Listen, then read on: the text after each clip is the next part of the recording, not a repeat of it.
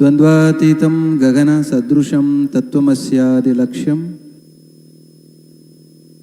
ಏಕಂ ನಿತ್ಯಂ ವಿಮಲಂ ಅಚಲಂ ಸರ್ವಧಿ ಸಾಕ್ಷಿಭೂತಂ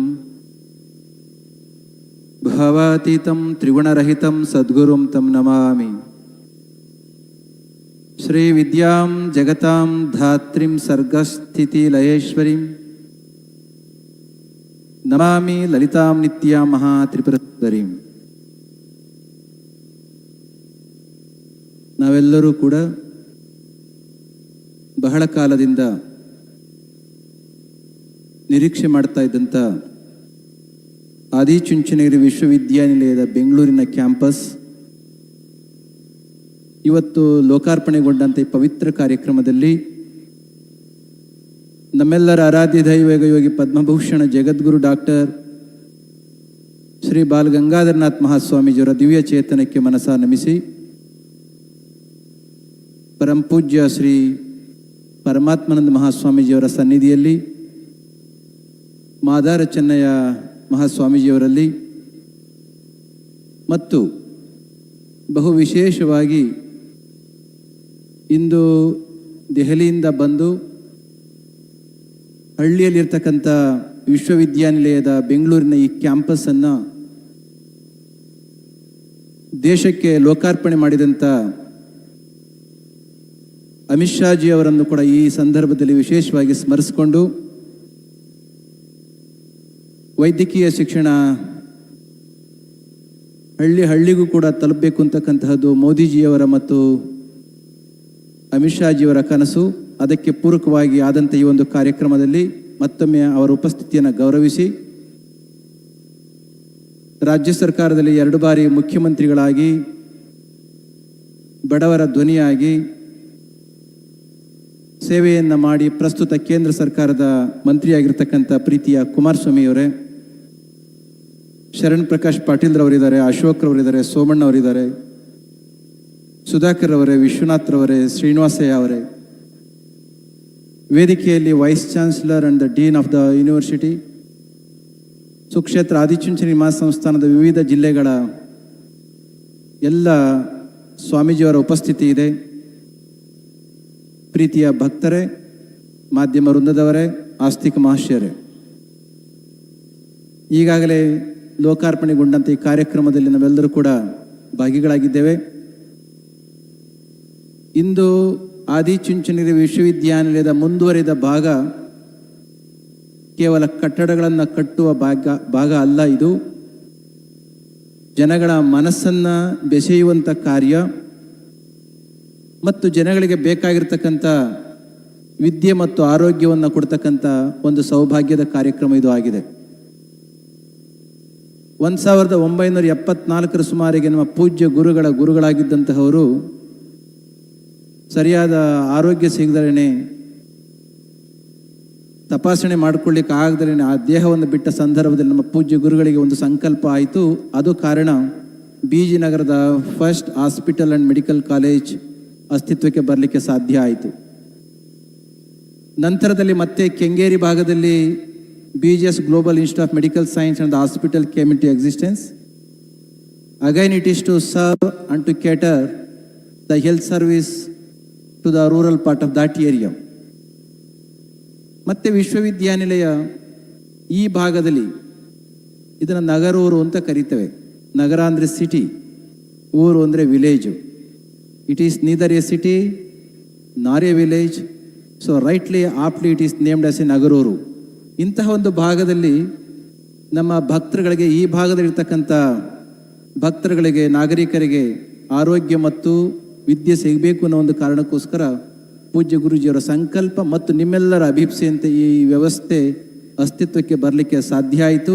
ಅದಕ್ಕಾಗಿ ಪೂಜ್ಯ ಗುರುಗಳ ಆಶೀರ್ವಾದವನ್ನು ನಿಮ್ಮೆಲ್ಲರಿಗೂ ಕೂಡ ತಿಳಿಸ್ತಾ ಈ ಸಂದರ್ಭದಲ್ಲಿ ಅಮಿತ್ ಶಾಜಿಯವರು ಈ ಒಂದು ಕಾರ್ಯಕ್ರಮಕ್ಕೆ ಬಂದದ್ದು ನಮಗೆ ಬಹಳಷ್ಟು ಸಂತೋಷ ಇದೆ. ಅವರನ್ನು ಕಂಡರೆ ಇಡೀ ನಾಡು ಗೌರವಿಸುತ್ತೆ.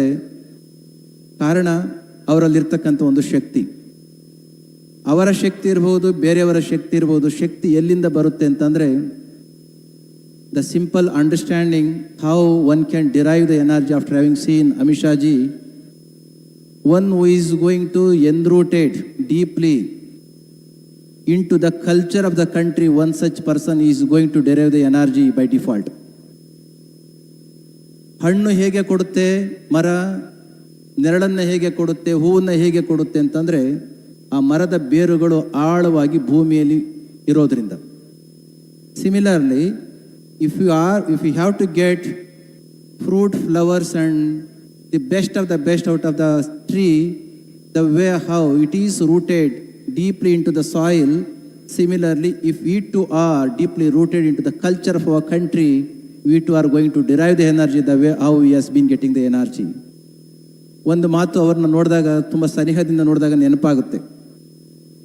ಗೀತೆಯಲ್ಲಿ 700 ಶ್ಲೋಕಗಳಿದ್ದಾವೆ. ಎಷ್ಟು? 700 ಶ್ಲೋಕಗಳು. ಕೊನೆಯ ಒಂದು ಶ್ಲೋಕ ಉಂಟು. ಎಲ್ಲ ಮಾತುಗಳನ್ನು ವೇದವ್ಯಾಸರ ಮಾತಿನ ಹಾಗೆ ವಿಸ್ತರಿಸಿದ ಮೇಲೆ ಧೃತರಾಷ್ಟ್ರನಿಗೆ ಸಂಜೆಯ ಒಂದು ಮಾತನ್ನ ಕೊನೆಯ ಮಾತು ಹಾಗೆ ಭಗವದ್ಗೀತೆಯಲ್ಲಿ ಹೇಳ್ತಾನೆ. ಯತ್ರ ಯೋಗೇಶ್ವರ ಕೃಷ್ಣ ಯತ್ರ ಪಾರ್ಥೋ ಧನುರ್ಧರಃ ತತ್ರ ಶ್ರೀಹಿ ವಿಜಯ ಭೂತಿ ಧ್ರುವ ನೀತಿರ್ಮತಿರ್ಮಮ. ಸಂಜಯ ಹೇಳಿದ ಕೊನೆಯ ಮಾತು ಭಗವದ್ಗೀತೆಯಲ್ಲಿ. ಏನದರ ಅರ್ಥ? ನಮ್ಮ ಬದುಕಿಗೆ ಸಂಪತ್ತು ಬೇಕು ಅಂತ ಬಯಸ್ತೇವೆ. ನಾವು ಕೈಗೊಂಡ ಎಲ್ಲ ಕಾರ್ಯಕ್ರಮಗಳಲ್ಲೂ ಕೂಡ ಯಶಸ್ಸು ಮತ್ತು ವಿಜಯ ಸಿಗಲಿ ಅಂತ ಬಯಸ್ತೇವೆ. ಮತ್ತು ನಾವು ಕೈಗೊಂಡ ಯಾತ್ರೆಯಲ್ಲಿ ಸತತವಾಗಿರ್ತಕ್ಕಂಥ progress and prosperity we expect. ಮತ್ತು ನೀತಿಗಳು ಸಮಾಜದಲ್ಲಿ ಎಸ್ಟಾಬ್ಲಿಷ್ ಆಗಬೇಕು ಅಂತ ಬಯಸ್ತೇವೆ. One who has been aspiring to have the wealth in the life, one who is going to desire for the victory, one who is going to seek the prosperity and the progress in the country or one's own life, and one who wants to have the morality and the ethics and the values to be established in the society. How it is going to happen? Sanjaya's statement says, one who is going to be like a yogi Krishna. If you are going to be yogi like a Krishna without acting, these things are not going to be established. Along with Krishna, who is a yogi, epitome of knowledge and the wisdom and the enlightenment, only when you have Arjuna, who has the bow, which is nothing but the valor and the courage and the energy, only when these two are going to be embedded, these two are going to be blended, only then we can expect. ಆಗ ಮಾತ್ರ ನಾವು ಸಂಪತ್ತನ್ನು, ವಿಜಯವನ್ನು, ಮೌಲ್ಯಗಳನ್ನು ಜಗತ್ತಿನಲ್ಲಿ ಸ್ಥಾಪನೆ ಮಾಡಲಿಕ್ಕೆ ಸಾಧ್ಯ ಆಗುತ್ತೆ. Over year Amit Shaji is so devoted and the man of spirituality. Having seen him quite closely, he has all the maryada respect to the culture and the spirituality of our country. Being deeply rooted into the culture, also he knows how to act. Ideas are going to rule the world true. If these ideas are not going to be sown, if these ideas are not going to be fostered, what is the use of having the best seeds? Being a man of action, Amit Shah ji has been respecting the culture, religion and the spirituality of the country, so he has been deriving that energy from the very root of our culture. What actually culture is going to give? Culture ಏನು ಕೊಡುತ್ತೆ ನಮಗೆ? ಒಬ್ಬ ವ್ಯಕ್ತಿ ಹೇಳ್ತಾನೆ, if my personality and identity is going to be respected in the society, I should have the culture at physical level, at mental level, at culture level, at intellectual level, at the spiritual level. If one has that culture, he is going to be distinguished from person to person. Being one such man of culture, man of spirituality, man of nationalism, he has been deriving that energy, so he has been working relentlessly for the unity of our country. Once again, I am thanking for his presence. ಮತ್ತೊಮ್ಮೆ ಅವರ ಉಪಸ್ಥಿತಿಯನ್ನು ಈ ಸಂದರ್ಭದಲ್ಲಿ ಗೌರವಿಸಿ, ಮಾನ್ಯ ವೈದ್ಯಕೀಯ ಶಿಕ್ಷಣ ಸಚಿವರು ಈ ಆಸ್ಪತ್ರೆ ಮತ್ತು ಕಾಲೇಜಲ್ಲಿ ಬರಲಿಕ್ಕೆ ಬಹುವಾಗಿ ಶ್ರಮಿಸಿದ್ದಾರೆ. ಇಂಥ ಒಂದು ಸಂದರ್ಭದಲ್ಲಿ ಅವರು ಬಂದದ್ದು, ಸೋಮಣ್ಣನವರು ಬಂದದ್ದು, ಕುಮಾರಸ್ವಾಮಿಯವರು ಮ್ಯಾನುಫ್ಯಾಕ್ಚರಿಂಗ್ ಇಂಡಸ್ಟ್ರಿಗೆ ಕೊಡ್ತಾ ಇರ್ತಕ್ಕಂಥ ಒಂದು contribution in the right direction of Amit Shah G and Modi G is exemplary. And all these personalities have come here to witness and to inaugurate this program. Thanking all the people, those who have come, particularly our Amisha ji, who has been nurturing and fostering the culture and the spirituality of our country. ಕೊನೆಯದಾಗಿ ನಮ್ಮ ದೇಶದ ಸಂಸ್ಕೃತಿ ಯಾಕೆ ಉಳಿಬೇಕು ಅಂತಂದರೆ Swami Vivekananda long ago ಒಂದು ಮಾತನ್ನು ಹೇಳಿದರು. If India lives who dies, if India dies who lives. Bharat ಉಳಿದರೆ ಅಳಿಯುವರಾರು, ಭಾರತ ಅಳಿದರೆ ಉಳಿಯುವರ್ಯಾರು. ಅಂದರೆ ಭಾರತವನ್ನು ಜ್ಞಾನದ ಸಂಕೇತವಾಗಿರ್ತಕ್ಕಂಥ ಇಡೀ ಜಗತ್ತಿಗೆ ಜ್ಯೋತಿಯ ಸ್ವರೂಪದಲ್ಲಿರ್ತಕ್ಕಂಥ ನಮ್ಮ ಭಾರತ ಉಳಿಬೇಕು. ಭಾರತ ಉಳಿಬೇಕು ಅಂತಂದ್ರೆ ಏನು? ಶತಮಾನಗಳಿಂದ ಬಂದಿರತಕ್ಕಂಥ ಜ್ಞಾನವನ್ನು ನಾವು ಉಳಿಸ್ಬೇಕಾಗತ್ತೆ. ಅಂತಹ ಜ್ಞಾನ ಪರಂಪರೆ ಉಳಿದದ್ದೇ ಆದರೆ ನಮ್ಮ ನಾಡು ಜಗತ್ತಿಗೆ ಬೆಳಕಾಗುತ್ತೆ. ಇಲ್ಲಿ ಈ ಒಂದು ಕ್ಯಾಂಪಸ್ನಲ್ಲಿ ಆಯುರ್ವೇದಿಕ್ ಕಾಲೇಜ್ ಮತ್ತು ಆಸ್ಪತ್ರೆ ಇದೆ, ಅಲೋಪತಿ ಕಾಲೇಜ್ ಮತ್ತು ಆಸ್ಪತ್ರೆ ಇದೆ. ಇಲ್ಲಿ ಕಾಲೇಜು ನೆಪ ಮಾತ್ರ. ಕಾಲೇಜುಗಳ ಮುಖಾಂತರ ಇಲ್ಲಿ ಇರ್ತಕ್ಕಂಥ ಡಾಕ್ಟರ್ಸ್ಗಳ ಮುಖಾಂತರ ಈ ಭಾಗದ ನಮ್ಮ ರೋಗಿಗಳನ್ನು ಜನಗಳನ್ನು ಟ್ರೀಟ್ ಮಾಡಲಿಕ್ಕೆ ಅವಕಾಶ ಆಗುತ್ತೆ.